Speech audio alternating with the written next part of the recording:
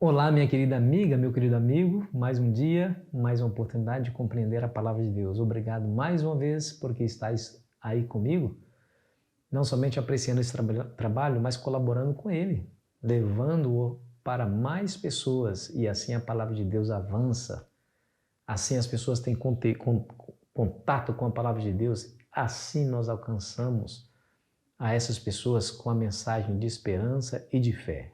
Te agradeço de coração. Continue compartilhando. Se você ainda não é inscrito no nosso canal, se junte a nós, na nossa grande família do Lição Fácil. Tá bom? Se você gostou do nosso conteúdo, não se esqueça de deixar o seu gostei. O Espírito volte a Deus. Bom, alguns cristãos que acreditam que o homem sobrevive após a morte do corpo, de uma maneira imaterial, a alma, mas porém consciente, usam Eclesiastes 12, versículo 7 para reforçar a sua crença. Vamos ver o que ele diz?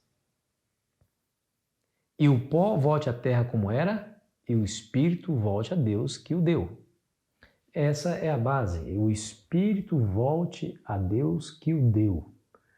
Bom, quando nós vamos a Gênesis, na criação do ser humano, nós vemos Deus criando o ser humano do pó da terra, por isso Eclesiastes 12, verso 7 fala que o corpo volte ao pó como era, e colocou no seu corpo, através do seu nariz, o fôlego de vida. E o homem passou a ser alma vivente. Pronto, não entrou mais nada no corpo do ser humano, a não ser esse poder, esse princípio ativo que anima o corpo, que dá vida ao corpo, que é o fôlego de vida. No entanto, nós vemos uma outra linguagem lá em Eclesiastes 12, verso 7, dizendo que o pó volte à terra como era, o pó, quer dizer, o corpo volte ao pó como era, e o espírito volte a Deus que o deu. Bom, Gênesis capítulo 3, versículo 19 diz assim: no suor do rosto comerás o teu pão até que tornes a terra, pois dela foste formado, porque tu és pó e ao pó tornarás. Bom, a pergunta é, a Bíblia realmente declara que o Espírito volte a Deus que o deu. Mas a pergunta que permanece é, esse Espírito tem consciência? Afinal de contas, o que Eclesiastes 12 está falando? Não é do processo de envelhecimento até a morte? E ele está falando do homem como um todo, não está falando do ímpio, está falando do que conhece a Deus, do que é reverente ao Senhor. Tanto o homem mau como o homem bom envelhece e morre. O corpo volta ao pó e o espírito volta a Deus que o deu. Bom, se você acredita que esse espírito é consciente, que é o próprio ser humano em uma outra forma imaterial e vai para Deus, você tem que acreditar que até o ímpio, quando morre, vai para Deus. Isso não está em harmonia com o testemunho das Escrituras, que dizem que o ímpio se perderá, que não terá salvação. Olha que coisa interessante. Mas veja, olha como que a Bíblia fala sobre esse processo, o processo do envelhecimento. Veja que o contexto do capítulo 12 de Eclesiastes está falando do processo de envelhecimento. O verso 1 já mata a charada quando diz assim, ó: lembra-te do teu Criador nos dias da tua mocidade, antes que venham os maus dias e cheguem os anos, dos quais dirás, não tenho neles prazer. Está fazendo uma referência da juventude depois da velhice, culminando com a morte, quando o corpo volta ao pó como era e o espírito volta a Deus que o deu. Olha que interessante, né, queridos? Deixa eu dizer uma coisa para você. Bom, o que entrou no corpo do homem é o que sai após a morte. A morte é o processo inverso do processo da criação. Deus criou o homem do pó da terra e soprou nas suas narinas o fôlego de vida. No processo da morte, o processo se inverte. O corpo que sempre foi formado do pó volta para o pó e o fôlego de vida, que também aqui em Eclesiastes 12, 7 é chamado de espírito, volte a Deus. Bom, a nossa dificuldade está exatamente nessa palavra, espírito. E a palavra espírito é a tradução do termo ruach. Ruach foi traduzido para o grego como pneuma. Quando você ouve a palavra pneuma, de que você lembra? soa parecido com qual palavra? Pneumonia? E o que é pneumonia? Doença respiratória. Pneuma soa como parecido com a palavra pneu. E o que tem dentro da palavra pneu? Vento. Então, essa palavra ruach, pneuma, a tradução simples dela é respiração. Olha como que a Bíblia é harmônica nos seus termos. Mudou o termo em português, mas no original nós percebemos isso. Quando Deus fez o ser humano, colocou no seu corpo, através do seu nariz, o fôlego de vida. Esse fôlego de vida foi traduzido em Eclesiastes 12, verso 7, como espírito. E espírito significa respiração. Nada mais do que isso. Tá vendo?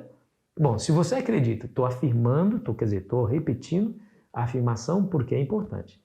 Se você acredita que esse espírito tem alguma forma de consciência, que é o próprio ser humano que está vivendo de outra forma, imaterial, e que vai para Deus, você deve acreditar, você precisa acreditar que esse é o destino tanto do ímpio como do santo. Tanto do que acredita em Deus, como que aqueles que não acreditam em Deus. Como daqueles assassinos vorazes, aqueles que negaram a Deus e fizeram mal à humanidade. Que esses também voltarão para Deus. Porque Eclesiastes 12, verso 7, de onde você tirou essa informação, está falando da morte do ser humano. Do processo de envelhecimento até o momento dele morrer, onde o corpo volta ao pó e o espírito volta a Deus que o deu. Nós não acreditamos que o ímpio terá o mesmo destino eterno dos salvos. Claro que não, isso não está em harmonia com as Escrituras. Então, amigo, é melhor acreditar no que a palavra nos diz. O que é mais fácil acontecer? Eu e você, seres humanos falíveis, entender a palavra errado ou ela se contradizer? É claro que a primeira opção que é verdade, eu e você podemos estar interpretando a Bíblia errado, por não compreender o seu contexto, por não compreender a sua linguagem. O problema é que a Bíblia é um livro muito antigo. Não foi escrito ontem, não foi escrito em português, não foi escrito aqui no Brasil. Existe uma cultura por detrás de todas as palavras e conceitos bíblicos. Foi escrita por um povo oriental que pensa diferente da gente e há milênios de distância de nós. Por isso, nós precisamos entender ela dentro do seu contexto histórico. O que você acha desse assunto? O espírito volte a Deus. Deixa eu ler para você o Salmo 104, versículo 29, que diz assim, ó: se esconde o rosto, eles se perturbam. Se lhes cortas a respiração, morrem e voltam ao pó. E aí, o que você me diz dessas palavras? Deu para entender agora? Nós acreditamos, amigos, na palavra de Deus que nos diz que o ser humano, quando morre, morre de fato. Assim como o nosso Criador disse para nossos primeiros pais: se vocês comerem daquele fruto do conhecimento do bem e do mal, certamente morrerão. Nós não acreditamos nas palavras do diabo, usando a serpente, dizendo certamente não morrerão. Aqueles que acreditam que o ser humano sobrevive de outra forma após a morte, estão fazendo eco das palavras de Satanás e definitivamente precisamos abandonar essa posição. Temos que ir à palavra de Deus e ela vai nos dar a direção. Porém, tem uma linda promessa para nós, que eu gostaria de ler para você em 1 Coríntios capítulo 15, versículo 26. O último inimigo a ser destruído é a morte. Percebeu? Ou seja, esse nosso inimigo implacável, a morte, vai ser destruído. É o último a ser destruído? Mas vai ser destruído. E nós viveremos eternamente com o nosso Deus. Ou seja, a morte não é o final de tudo. Não é um adeus, é somente um até logo. É um sono sem sonhos, do qual seremos despertados na volta de Cristo, quando Ele nos chamar, assim como chamou o seu amigo Lázaro, quando ele estava morto lá na sepultura. Lázaro, sai para fora! Aí você se lembra das palavras de Cristo. Não vos maravilheis disto, porque vem a hora em que todos que se acham nos sepulcros ouvirão a sua voz e sairão. Em João, capítulo 5, versículo 28. Leia aí na sua palavra, leia aí na Bíblia, na sua Bíblia, e você vai perceber exatamente que essa é a verdade ensinada pelas Escrituras. Se alegre porque você foi escolhido para ter e receber esse conhecimento libertador da palavra de Deus. Quero orar com você. Querido Pai Celestial, nos ajude, Senhor, a não somente compreender esse assunto, mas crer nele. De fato, Senhor, as perguntas que às vezes importunavam a nossa paz, agora estão respondidas, porque a Tua palavra é clara e simples ao dizer o que acontece após a morte.